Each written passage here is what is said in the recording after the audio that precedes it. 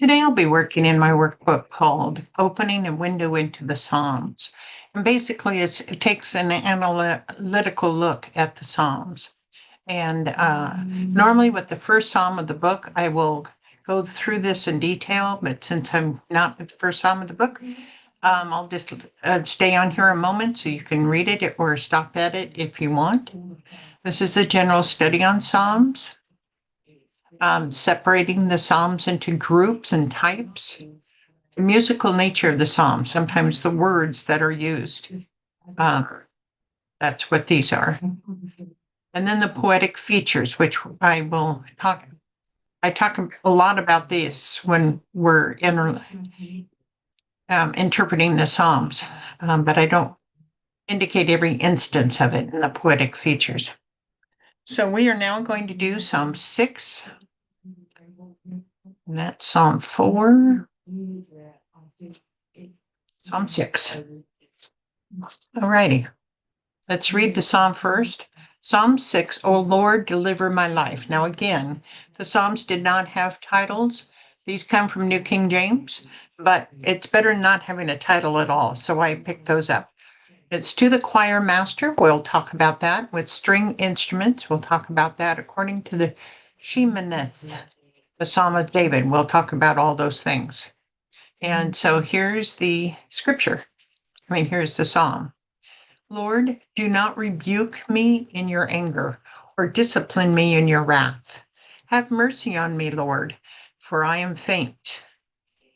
Hear me, Lord, for my bones are in agony. My soul is in deep anguish. How long, Lord? How long? Turn, Lord, and deliver me. Save me because of your unfailing love. Among the dead, no one proclaims your name. Who praises you from the grave?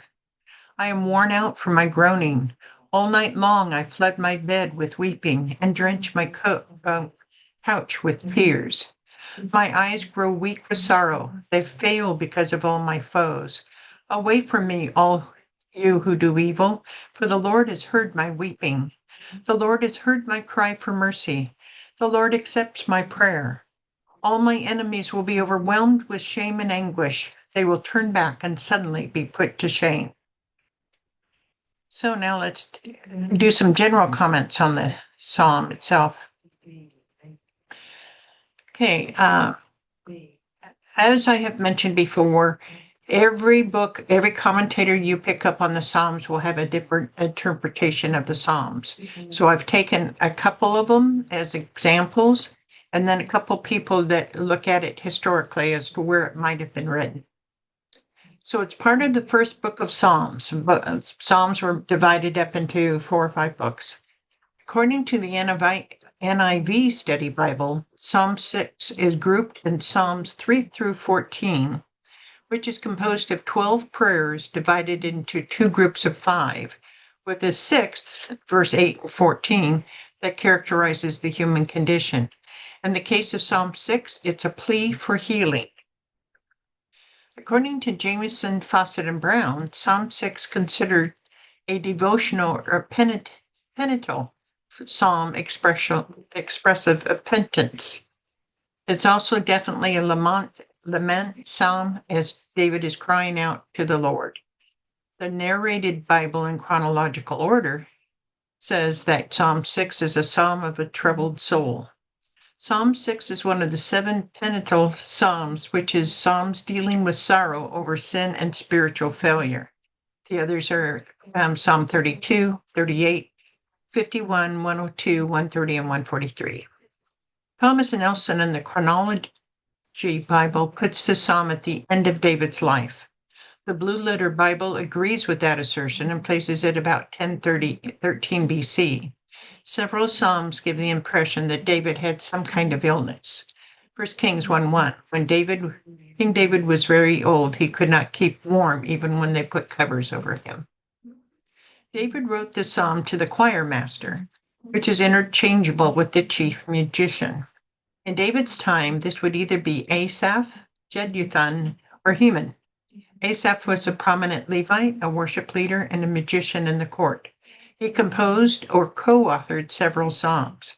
Jeduthun, also known as Ethan, was also a prominent Levite and magician. Heman the Ezrahite was a Levite, seer, songwriter, and magician. He also wrote a psalm. All these at one time were considered the choir master or chief magician. The psalm was to be played on a string instrument. A sheminith is an 8-stringed harp. Psalm 6 has 2 sections. The first section is David crying out to the Lord, verses 1 through 7. And the second section is David's confidence that God heard his prayer, verses 8 through 10. So the first section is David crying out to the Lord, verses 1 through 7. In verses 1 through 4, David asks the Lord not to take 2 actions against him and 3 actions for him. What actions are they? Do not rebuke me in your anger. Do not discipline me in your wrath. Have mercy on me, Lord. Heal me, Lord, for my bones are in agony. And see, for 1 through 4. See, save me because of your unfailing love. Apparently, David knew he had sinned as he did not ask the Lord not to punish him, just not to do it in anger or wrath. We have the first sense that David is suffering from some kind of physical ailment in verse 2. What are the 2 physical symptoms that we see in this verse? He's faint and his bones are in agony.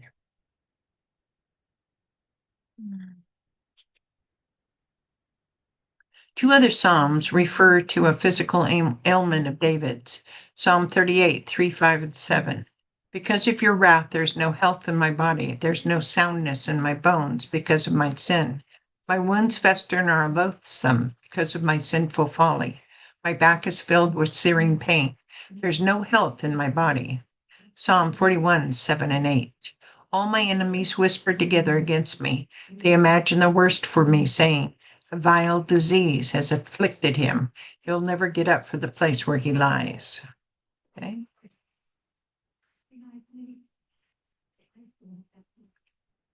In verses 3, 4, we have a sense that David feels the Lord has not been with him for quite a while. How long, Lord? How long? How long will you be away from me? Or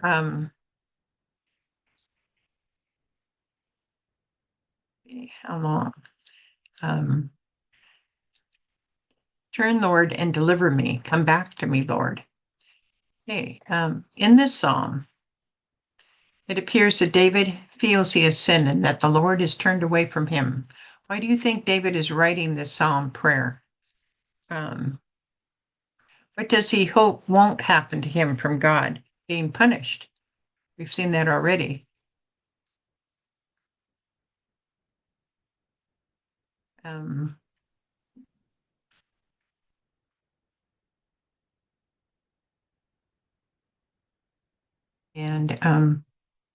Does it appear that David is repentant and asking for forgiveness? Yes. In the last line of verse 4, what is David clinging to? Your unfailing love, his unfailing love. In verse 5, David is attempting to persuade God to turn back and save him by providing a strong point in his defense. What is it? That the dead can't praise your name, but the living still can. This gives us another reason to believe that David is very ill as he thinks he might die. Verse 6 talks about bedtime. Bedtime psalms are usually done in the morning or at nighttime. Based on the words, would this be considered a morning psalm or an evening psalm? All night long. I would say it's a nighttime psalm. Let's see. In verse 6, we have poetic exaggeration. This is where the psalmist writes something that is not possible, but gives us a visual to show an extreme. What is not possible in this verse and is an exaggeration? Verse 6, I flood my bed with weeping and drench my couch with tears. In verse 7, who does David think is responsible for his sadness or illness? All his foes. Which foes are these? If they are real people, perhaps David got caught up in some sin that he's now paying for. But if they are sinful thoughts or sinful weaknesses, he's fighting depression. The second section is David's confidence that God hears his prayer in verses 8 through 10. In verses 8 and 9, does it appear that David has finally heard from the Lord? Yes, God says he's heard his weeping. David uses repetition for emphasis in verses 8 and 9. What phrase does he use 3 times in verses 8 and 9? The Lord. In verses 8 and 9, David uses one word twice. What is it? Heard. We see similar scripture to the first part of verse 8 said by Jesus, but he will reply, I don't know you or where you came from. Away from me, all you evildoers. Does the Lord hear David's cry for mercy? Did the Lord hear his cry for mercy? Yes. In verse 10, David uses another word twice. What is it? Shame.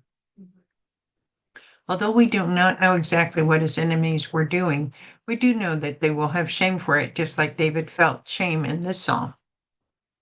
Okay. This psalm is written in a chasm structure, creating a symmetrical pattern of lament and petition. Verse 1 is lament.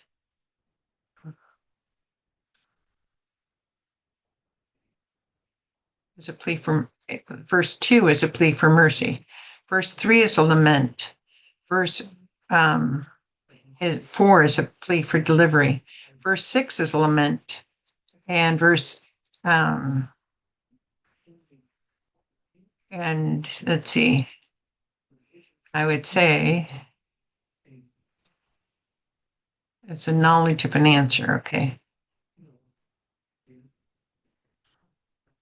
8, I guess, is a knowledge of an answer. 15. Verse 9 is a satisfaction. Okay. Acceptance of prayer. How the psalm lives on. Psalm 6 is not directly referenced elsewhere in the Bible. This is one of the many psalms that the Jews will read when someone is ill. It was also a custom among some in the early church to sing the penitential psalms on Ash Wednesday, 40 days before Resurrection Sunday. So that's the end of this psalm. I hope that you enjoyed the breakdown of the psalm, and I hope you will continue studying the psalms with me. Thank you.